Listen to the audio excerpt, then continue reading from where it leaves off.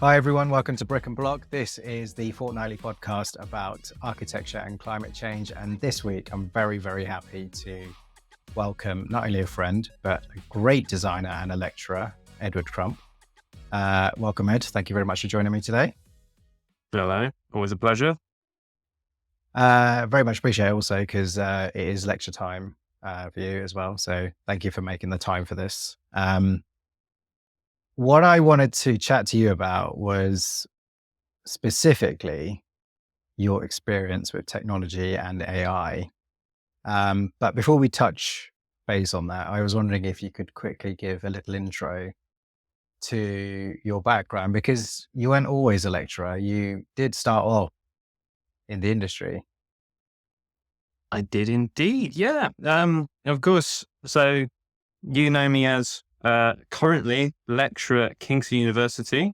So, we're actually, it's a funny one, we're actually the School of Art. So we're within the university, but we're called a school. So I teach at school, which feels quite strange. But it's a great place. It's a really interesting place. And I teach interior design there.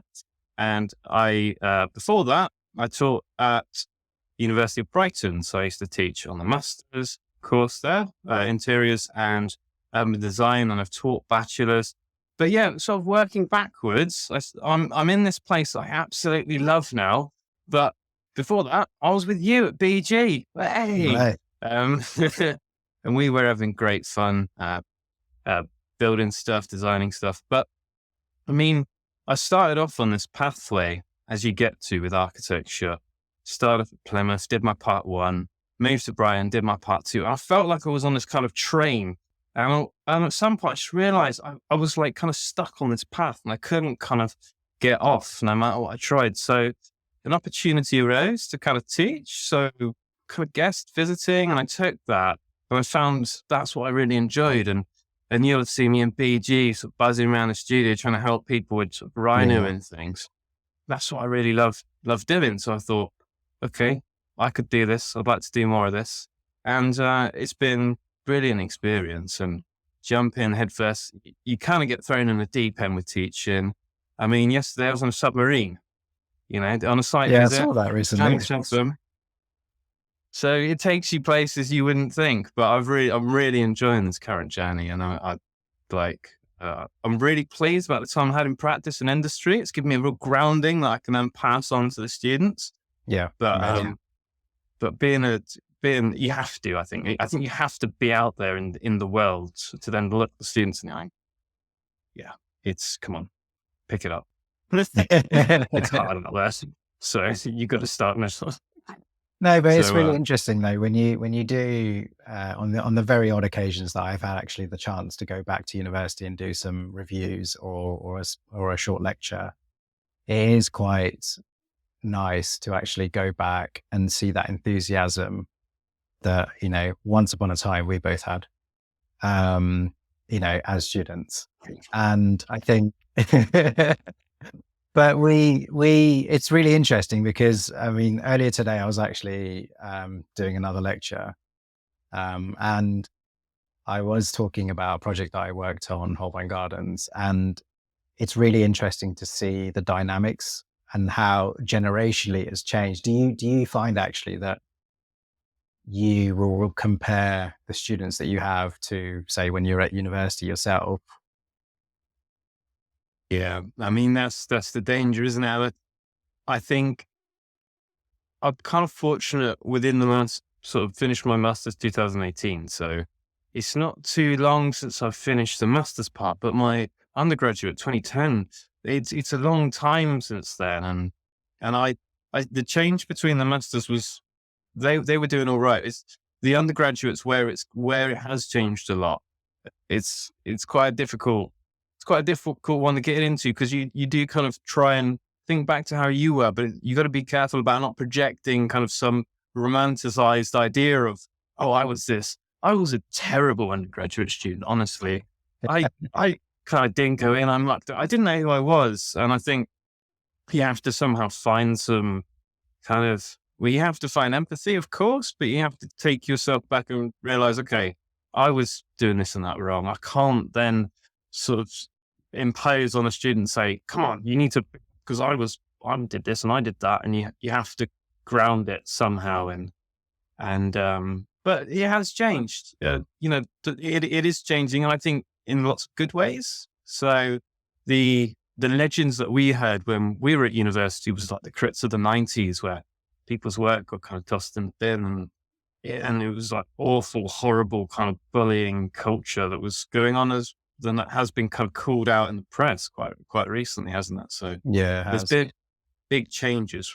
We support our students a lot, and I hope they feel loved in this sense. We don't want them to have those kinds of experiences, which I think, because they form quite a damaging, kind of long lasting effect that carries on into their lives. So we try and be supportive, and then the students that come to us, of course, have different needs, but maybe not different needs. Maybe they're just more.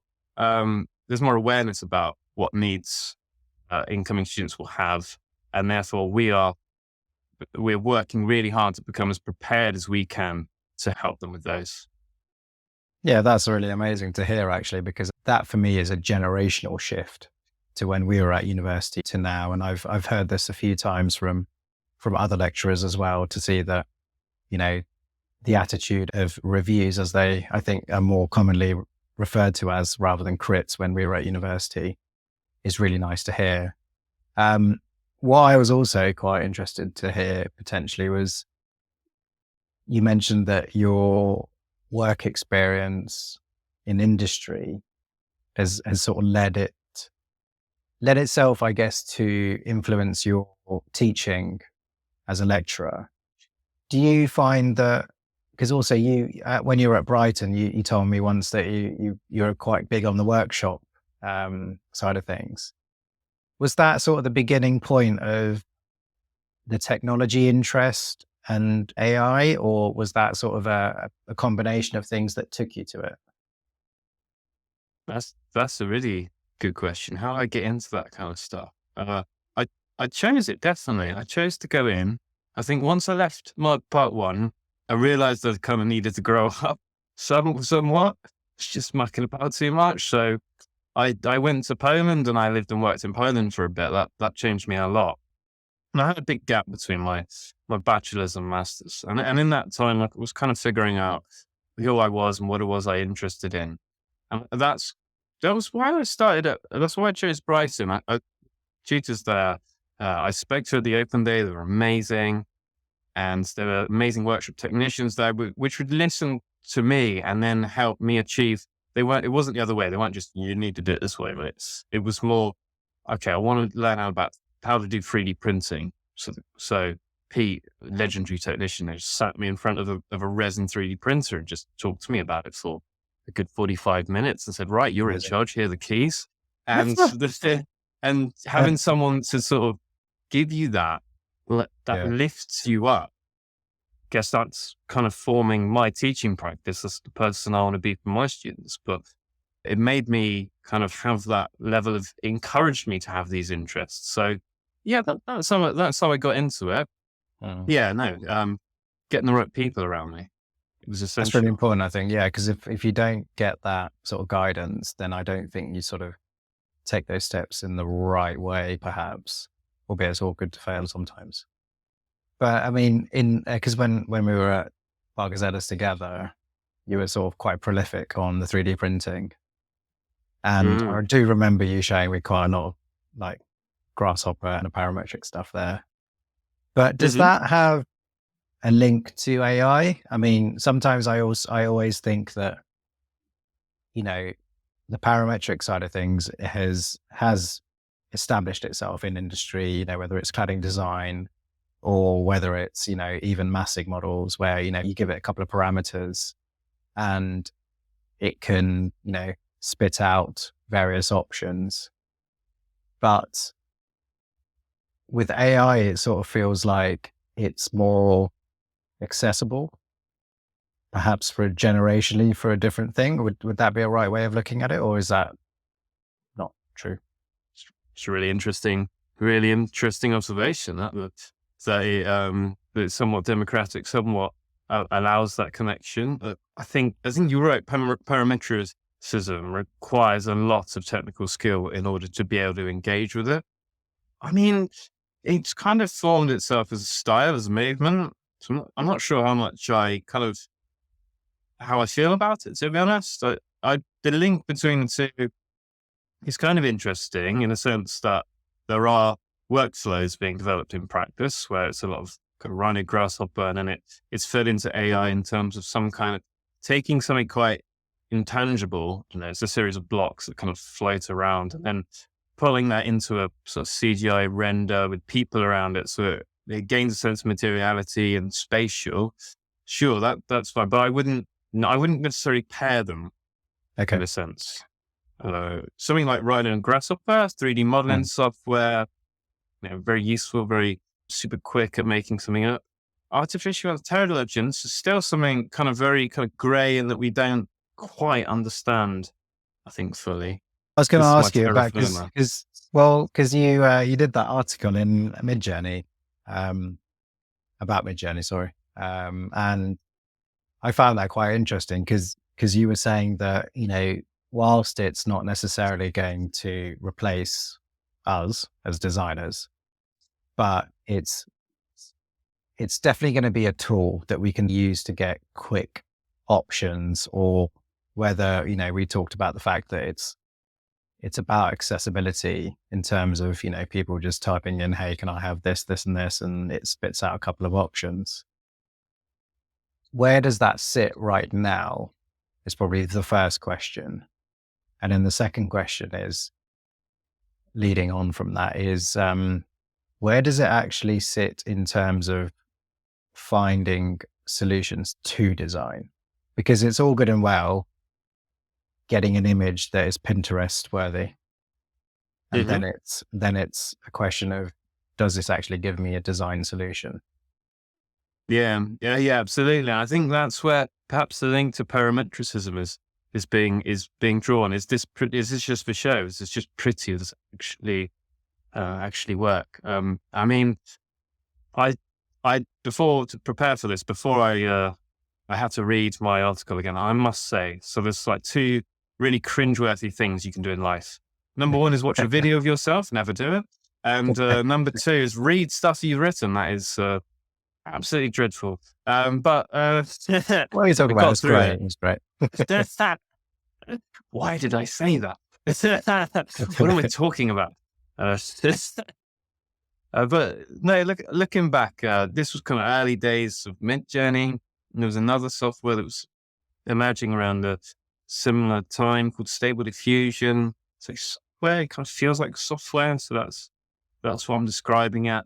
And Midjourney has stayed in that place. It stayed in that kind of, I would call it pornographic. It just makes you beautiful, gorgeous things that you want to see. And you can't sort of get over and you keep producing and reproducing these images and they just look so great. But what's the point, I guess, was the whole kind of theme of the article. What's the point of doing all this?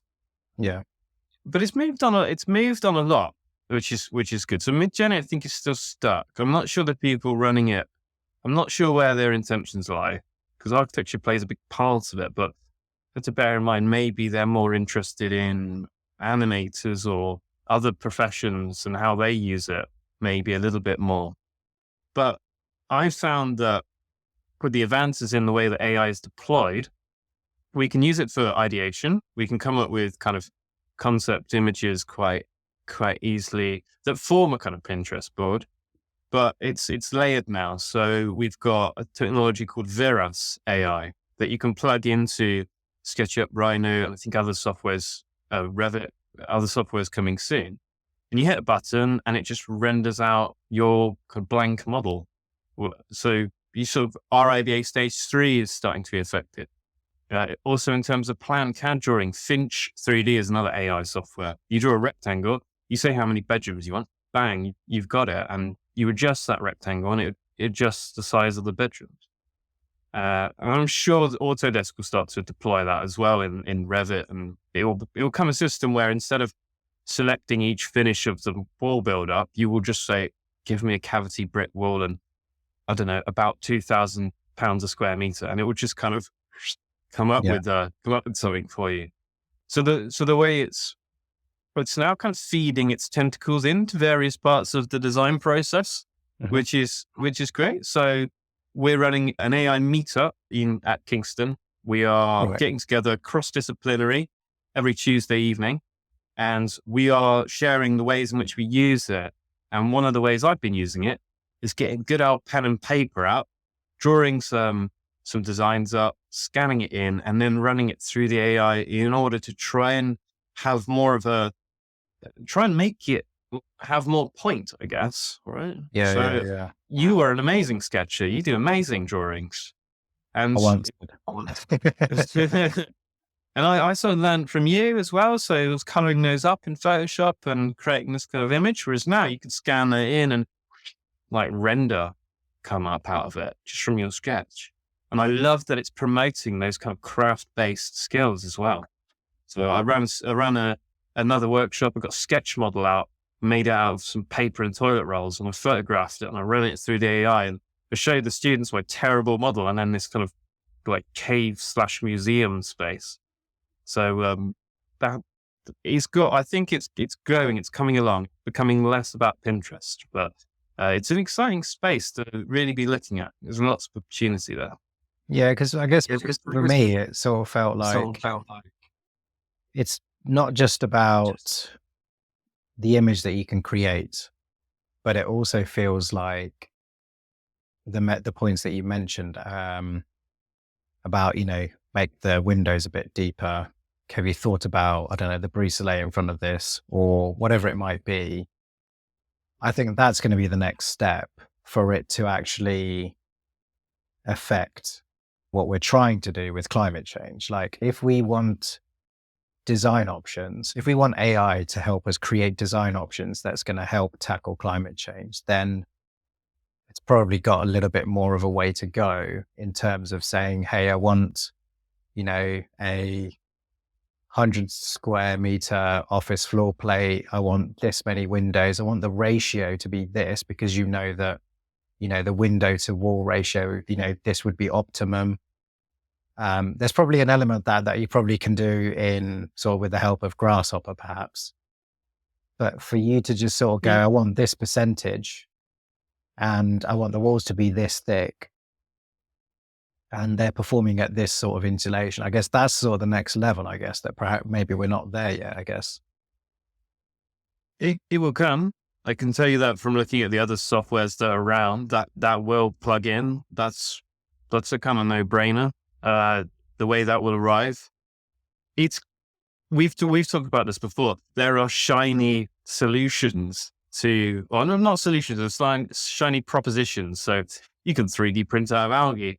Fantastic. Yeah. But the real solutions are quite dull, right? So this is it. The real solution is someone working really hard and really long to develop a software that will work out your window wall ratio. And those are the things that will make a difference in this world, not kind of 3D printing a floor, kind of tile. Do you know what I mean? This is, it's there, it's coming. Those kind of solutions. I think on the visual side, on the kind of like speaking as designer/artist, for me, there's a lot of power and scope in creating visions of the world. So something we're doing now quite rapidly through this kind of mid-journey stable diffusion phase is we're building new ideas about what the world could look like.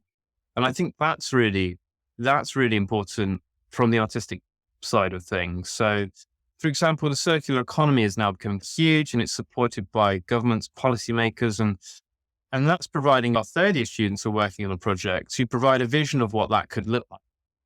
Because when it's a 400-page policy paper, how does Margaret from down the road get involved in that? How does she feel about this? She probably looks at it that thick on the table and goes, yeah, okay. Yeah. What? Whereas how can you create something that people can emotionally involve and invest in? And I think that's where this kind of mode of AI can plug into. And then that back end, quite dull AI can actually do the heavy lifting can do the real the real work. Yeah, no, but Yeah, it's true though, isn't it? The real solutions. I mean, I've built this podcast as, a conversation about practical solutions. And, that's set back on the basis that, there's a lot of what I call fluff in the industry where they talk about high level thinking.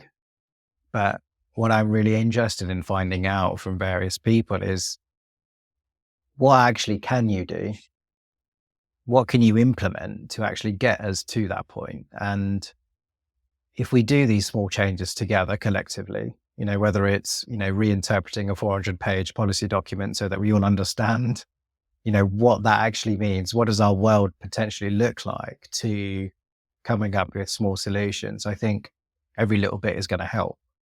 And, I think if we can do that collectively, then we're definitely going in that right way. And for me, it's really interesting where technology has this role where it can genuinely help us. And I totally agree with what you did say in the article, that it is a tool for us. And, rather than being, I know there's some sort of whimsical statements out there, designers are not going to have a bit of a role, whatever, but it is actually a tool for us to actually see what options there are available, and helping us understand things, and sort of quickening up our design process in some areas.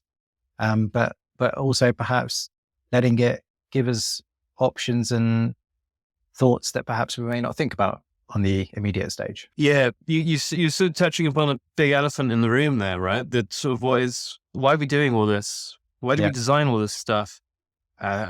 Someone in the research group a couple of weeks ago came in. He's a workshop technician. We have a mixture of students and stuff. And he just said, don't worry about whether you're going to lose your job or not. You've lost your job. That's what he said. But actually engaging with these technologies is how you get it back. So if you refuse to engage with this kind of stuff, yeah, that's kind of a risky move at this point. I mean, at the end of the day, why are we evolving all this technology? I believe we're trying to emancipate ourselves from work. It's kind of like, let's go. We don't want to work. People don't want to stack shelves and work at checkouts and such forth. So we just start automating that kind of stuff. But we need to have some kind of meaningful, creative position in the world. And I think as a designer, if I think, what could I automate? Door schedules. Yes, please. Get rid of all of those. Yes, please. Window schedules, MBS spec writing. I don't really want to do that. I want to sit kind of in a nice, comfortable chair with a pad of paper and a pen. And I want to sort of sketch out my dreams. And then I want somehow that to kind of, and then have collaborative discussions with people. And whereas at the moment, our kind of wonderful design process, culture, craft, if that forms about that part of the process, then actually doing all the heavy lifting, checking on the contractee, stage 4, stage 5, everything like that is probably like kind of making up that. Yeah. And if we can use this technology to switch that, so you could just, instead of spending kind of 2 weeks coming up with a design and then 8 months building it, you can reverse it and spend 8 months, just like the best thing ever. And then you push a button and there we go, it comes up. That would be, for me, that's the dream. Yeah, I mean, 100% agree. If we can get to that point, that would be amazing. Because I mean, we've all been in a position where we end up doing so much admin in our roles that actually you sometimes forget to, sit down with a piece of paper, a bit of tracing paper, and scribble something. And I think that's so important. If we don't do that, then you are slightly losing it, which is what happens when you do an MBA schedule sometimes. So no, it is what it is. But one thing I wanted to ask, actually, and you've mentioned that you've got this group at Kingston. Do you think, I guess not just you, but do Kingston sort of feel that actually as a university, as a course, that this is something that you really are going to push through the curriculum with your students? Or do you think it's something that you're actually going to slowly look at and sort of monitor, see how it goes? Going for an exclusive here, Pradumn, by the sounds of it. What does Kingston want to do? Yeah. What's the university's entire policy on AI? Uh, I part of conversations with the School of Design within Yep. Kingston School of Arts. So I guess I could talk a bit about what we're doing in terms of formally finding ways to implement Yeah. that into curriculums. We're not doing that at the moment, present, as far as I'm understanding. I'm not writing anything, any modules or any precise lectures. At the moment, this group operates as a kind of research avenue, the Mm. interests that students can dip in and out of. And actually they can come and they can learn something about AI and they can take it back into their environment and scare their lecturers with it. Hopefully not. um, but a couple of my students come along, they found it interesting and they started making collages out of this kind of stuff. And the best thing about it is they're starting to use it in ways that I would never think about using it. And then that's what we're looking to get at the moment. So I think we're dipping our toes in, and Mm. UAL are running a series at the moment, AI Conversations, that's been every Friday for kind of 12 weeks. And everyone's kind of dipping their toes in and trying to test the temperature of how we can then, next step will be, it will be AI literacy will be the term that'll be thrown about. And that'll be a kind of an employability criteria at that point. Because we imagine the students we've got, this has been around since 2021. So we're looking at sort of 2-ish years that these technologies have actually been in our environment. But they're students who are going to arrive, perhaps that will come with them a bit more natively. I mean, they all arrive with iPads nowadays. We were saying the difference, right? Because the Yeah. iPads didn't exist when I was at university. So they're coming with a level of digital literacy already. They will start coming with and portfolios will be made with AI, and we'll have to kind of negotiate those avenues as well. So it's disruptive, but I'm I just can't look past the positives and the joy of it all. And Mhm. our group's trying to create a balanced approach. We're trying to look at biases and kind of dangers perhaps of AI, but ultimately we're kind of looking as designers, how can we use this to our advantage? The Pandora's box has been open. Now what we're going to do with it? Yeah. Yeah, that's a really, really good point, actually. I've got a family friend who works on Microsoft, and he's been sort of mentioning ChatGPT and all those amazing things that, Microsoft are really pushing it through right now in terms of what AI is capable of. And, they had a massive AI conference not too long ago, actually, down at the Excel. And, it's pretty amazing how some of these software giants are really sort of pushing it. And I definitely agree that I think before long, we're going to start seeing it crop up into Autodesk, or whether it's Rhino or whatever it might be. It's only a matter of time. And I think then for me, it'll be interesting. I think if you can get a product like Revit where it has elements of it that you can type in, that you can play around with it, then I think it goes beyond what perhaps what Grasshopper could potentially do to something that is a little bit more intelligent, where you can start playing around with things. And for me, I think the most exciting thing of it is with AI is the accessibility. I mean, I'm a bit of a nerd. I like technology, but I don't like coding. It goes over my head. If I can see something and I can toggle a couple of switches and sliders, then for me, that's even better. And I think that's probably where I feel the future of it personally is where that if we're going to find solutions, and for me, I look at AI as a design tool to help us find those solutions, then it's gotta do that. But yeah, let's see. No, Um, absolutely. I mean, on that as well, if you're just saying about the accessibility, think about, I always bemoan our predecessors. So when they went to university, maybe everything was by hand. Think about Alistair Barr, legends, absolute legend of bugs. That is when he went to university, hand drawing, probably model making, and a watercolor painting. Perhaps you oh take yeah, some photographs. Your skill set was kind of, you had to be amazing at a certain number of things. Now, I have quite a lot of sympathy for students because they have to then, they're coming to me as well, and they're going, I need to learn Rhino. I need to learn Enscape. I need to learn Vectorworks. I need to learn AutoCAD, Yeah. SketchUp. It's all of the Adobe suites, then all of the offices. And then, there's these other kind of QS tools. Mm, I'm just like, wow, it's just so hard these days. And yeah. actually, you're right. If we could find some way of just like reducing these really complex softwares down into like, give me a pretty building. No, not that. Don't know, reduce this wall thickness by 10 Yeah. mil by changing products that are on the market. Go. And okay, that's cool. Like it's starting to, if I can use a language that's kind of that I've already got and I can apply these skills in different ways, it becomes a lot more accessible and I can just work seamlessly between softwares without having to kind of go through all those kind of Yeah. learning bumps on the way.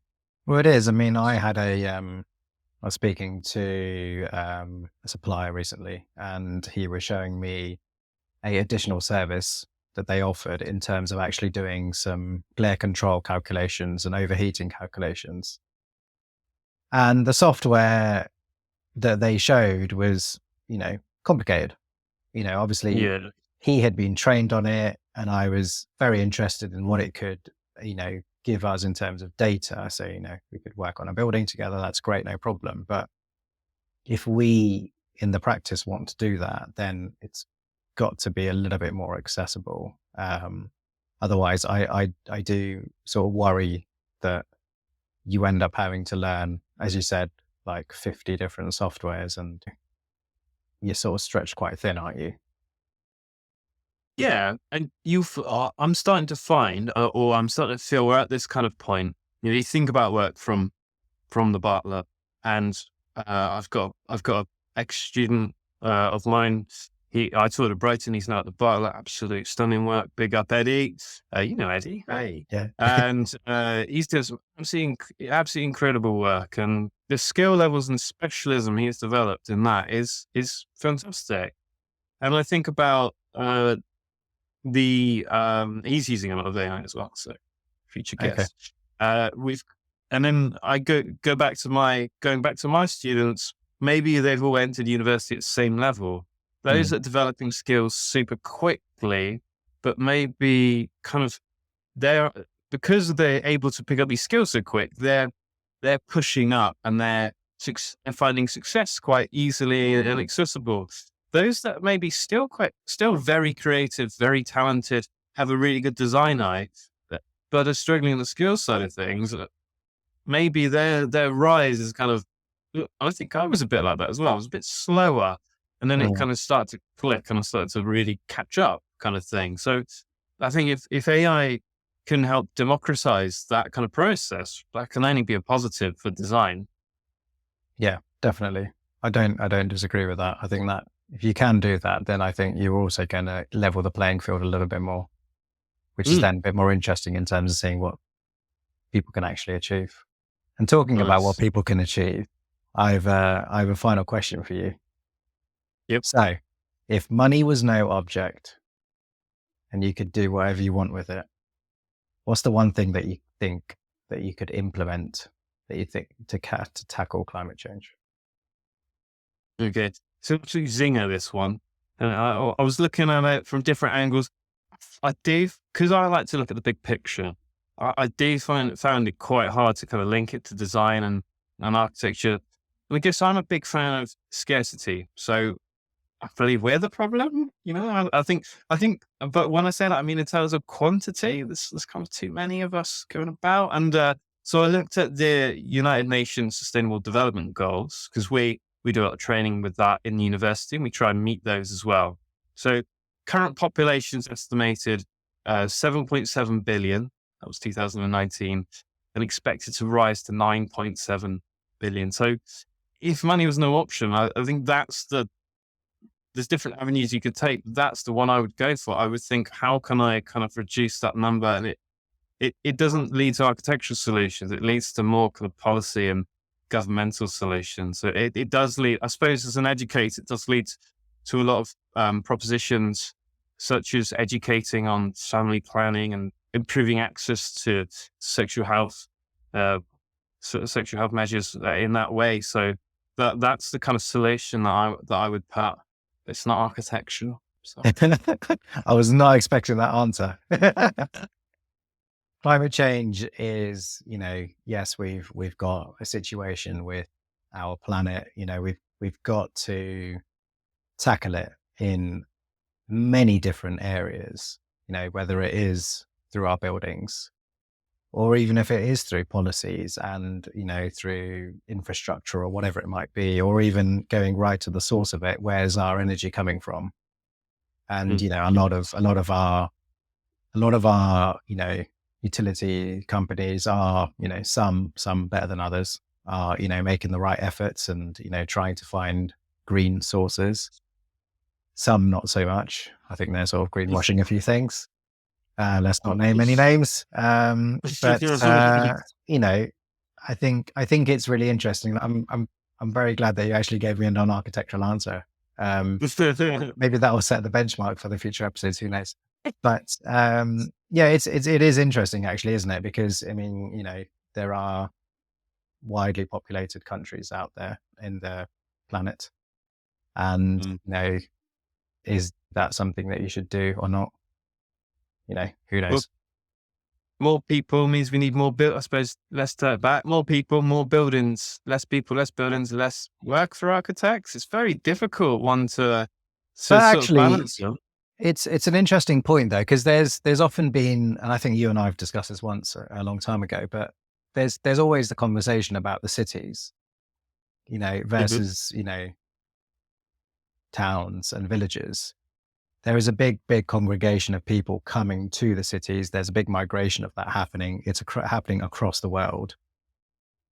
Perhaps that is an element where it shouldn't be happening so much. I mean, obviously that goes back down to, government policy, inciting people to stay in other cities, spreading population around or creating jobs elsewhere. I mean, that's obviously a big thing. If you can create an equal level of job, not just in, the big smoke of London, but elsewhere, then, people will be more willing to spread out a little bit more. And I think that then is an interesting point, actually, what you made, that it's also about control of population. Because if you've got a big saturation in one area, then there's a massive demand. I mean, the urban heat island effect is happening in London because of that, right?